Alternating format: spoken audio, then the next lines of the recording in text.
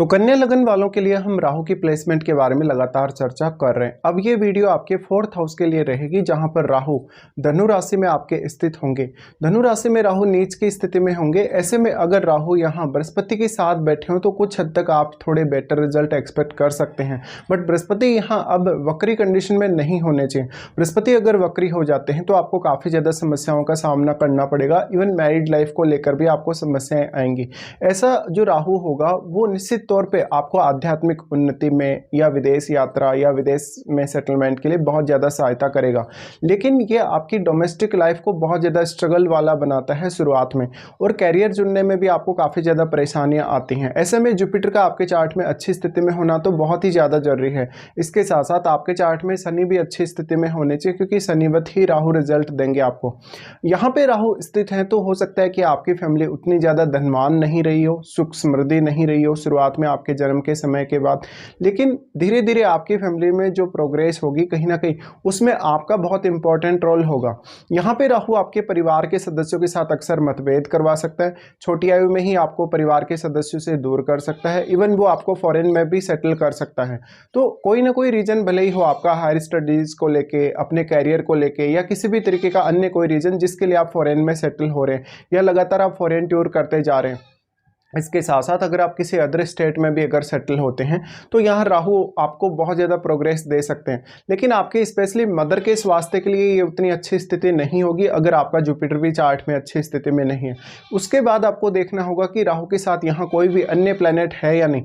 देखिए, राहु के साथ अगर कोई अन्य ग्रह है तो उसका इंपॉर्टेंस हमें बहुत ज़्यादा बढ़ता हुआ देखने को मिलेगा। अब वो ग्रह हो सकता है बृहस्पति के साथ मित्रवत हो, तो यहाँ आपको उतना ज़्यादा फायदा नहीं मिलने वाला। लेकिन अगर वो प्लैनेट राहु के साथ मित्रवत है तभी आपको ज्यादा फायदा मिल सकता है। अब राहु के साथ जो बैठा हुआ ग्रह होगा, क्योंकि राहु उसकी क्वालिटीज को मल्टीप्लाई करेंगे तो वो अपनी एनर्जी इस हाउस में डिपॉजिट करेगा। इसके साथ साथ आपका जो बृहस्पति है, क्या बृहस्पति का एस्पेक्ट राहु पे है? अगर बृहस्पति का एस्पेक्ट राहु पे है तो निश्चित तौर पे आपको काफी ज्यादा हेल्प मिल सकती है। अगर लेकिन बृहस्पति यहाँ राहु के साथ बैठ जाते हैं तो वक्री होने के कारण ही आपको बस दिक्कतें रहेंगी। अगर बृहस्पति साथ बैठे और अगर वक्री नहीं है तो कुछ हद तक ये आप काफी अच्छा मान सकते हैं, क्योंकि बृहस्पति के वक्री हो जाने पर राहु भी अपना पूर्ण रूप से प्रभाव बृहस्पति पर डाल पाएंगे।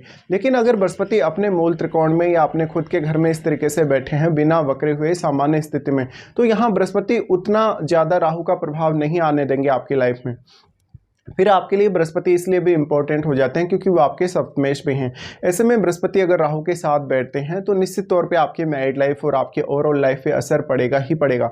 फिर सबसे बड़ी बात आती है आपके कैरियर को लेकर, जहां पर कैरियर में शुरुआत में आपको बहुत ज़्यादा हार्डवर्क करना पड़ता है, और शुरुआत में जो आप मेहनत करते हैं कभी कभी वो आपके उतने अच्छे से काम नहीं आती।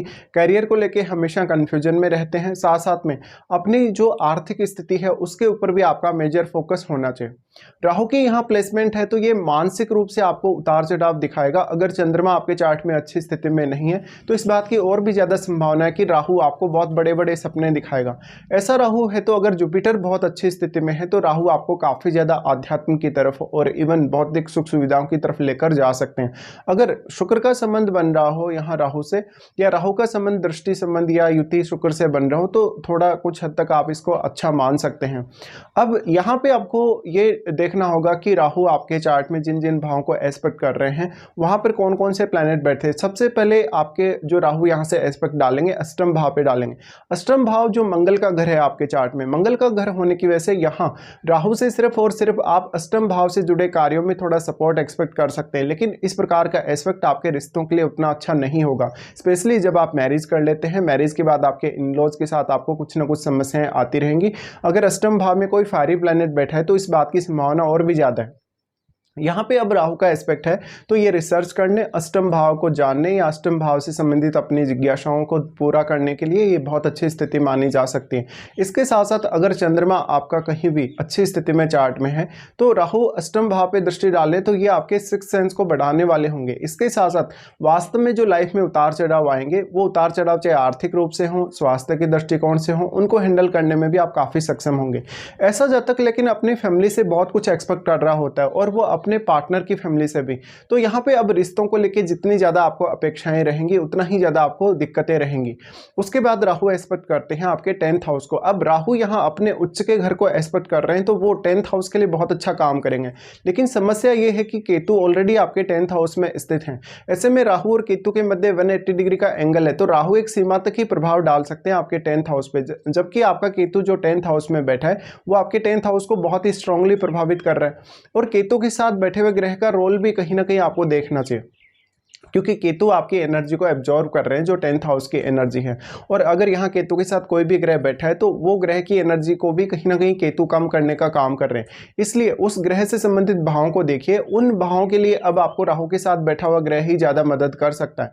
लेकिन राहु के साथ बैठा हुआ ग्रह, मान लीजिए कि राहु के साथ एक शत्रुवत ग्रह है, तो आपको काफ़ी नुकसान हो सकता है। इसलिए कैरियर और आपकी डोमेस्टिक लाइफ आपके लिए बहुत ही ज़्यादा इंपॉर्टेंट हो जाएंगी राहु की इस प्लेसमेंट की वजह से। फिर राहु का जो एस्पेक्ट आपके 10th हाउस पर है उसकी वजह से आप अपने कैरियर में बहुत ज़्यादा नेम फेम पाना चाहेंगे या अपने कैरियर से बहुत सारी अपेक्षाएं रखेंगे, लेकिन वो अपेक्षाएं उस वे में पूरी होंगी नहीं जिस वे में आप चाहते हैं। अगर आपका कोई शुभ ग्रह राहु के साथ बैठा है तो वो शुभ ग्रह से संबंधित जो क्वालिटीज़ हैं उनमें वृद्धि होगी और कहीं ना कहीं उन ग्रहों से संबंधित आपकी जो अपेक्षाएं हैं वो भी बढ़ेंगी। इसके साथ साथ ये जरूर है कि राहु के साथ बैठे हुए ग्रह से संबंधित भावों के लिए आपको काम करना आसान होगा और उन भावों से संबंधित निर्णय लेना भी आसान होगा। बस आप वहाँ ओवर एक्सपेक्टेशन ना रखें और किसी भी प्रकार के कंफ्यूजन में ना हो। फिर राहु एस्पेक्ट करते हैं आपके 12th हाउस को। 12th हाउस को राहु एस्पेक्ट करेंगे तो यहाँ राहु ज़्यादातर केस में आपको अच्छे रिजल्ट प्रदान करेंगे, लेकिन फैमिली को लेके कोई ना कोई समस्या बनी रहेगी या आपके खर्चे बहुत ज़्यादा रहेंगे। ऐसे में आपके लिए सेविंग कर पाना या बचत कर पाना थोड़ा मुश्किल ज़रूर होगा। अब यहाँ फिर राहु के साथ बैठे हुए ग्रह का रोल फिर से बहुत ज़्यादा बढ़ जाएगा, क्योंकि वो ग्रह भी अब आपको काफ़ी ज़्यादा सपोर्ट कर सकता है या वो ग्रह आपकी डोमेस्टिक लाइफ को डिस्ट्रॉय भी कर सकता है राहु के साथ होकर। ऐसे में मानसिक तौर पर आप कितने ज़्यादा स्ट्रॉन्ग रहेंगे या अपने निर्णयों में आप कितने ज़्यादा स्ट्रॉन्ग रहेंगे, निर्णय कितने अच्छे से आप लेंगे, ये बहुत इंपॉर्टेंट है आपके लिए।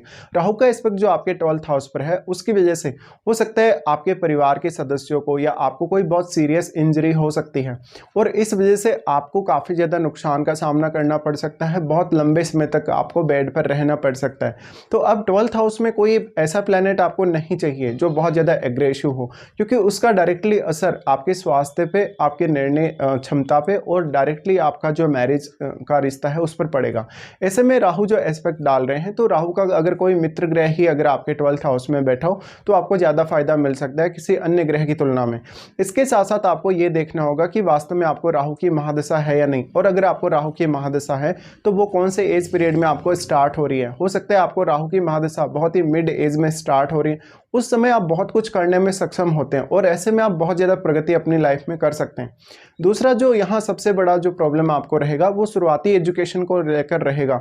हो सकता है आपके परिवार का सपोर्ट आपको बेहद अच्छा रहा हो शुरुआत में एजुकेशन को लेकर, लेकिन कुल मिलाकर आपका जो मन है कहीं ना कहीं वो एकाग्र नहीं रहेगा या आपका पढ़ाई में इतना ज़्यादा रुचि नहीं रहेगा। तो शुरुआत में आपने स्कूल बहुत लेट से स्टार्ट किया हो या स्टडी बहुत लेट से शुरू करा हो, भले ही आपका हायर एजुकेशन कितना भी अच्छा है, लेकिन शुरुआती एजुकेशन और शुरुआती आपकी जो ग्रोथ वाली कंडीशंस होती हैं फैमिली में, जब आपका स्वास्थ्य वगैरह आपका जो लाइफ है वो बहुत ज़्यादा बेटर हो रहा होता है, शुरुआत में आपको खान पान या पालन पोषण किस तरीके से मिला उसको राहु बहुत ही ज़्यादा प्रभावित कर रहे होते हैं यहाँ बैठकर। अब ऐसा भी हो सकता है कि आपके परिवार की मजबूरियों की वजह से या आपके परिवार में आपके पिता या माता जी के ट्रांसफ़र की वजह से या उनकी किसी अन्य बाध्यता की वजह से आपको लगातार एक स्थान को छोड़कर दूसरे स्थान पर ट्रेवल करना पड़ा हो या अलग अलग जगह पर सेटल होना पड़ा हो। तो इस तरीके के कुछ रिजल्ट्स रहेंगे राहु जब भी आपके 4th हाउस में धनु राशि में स्थित होते हैं।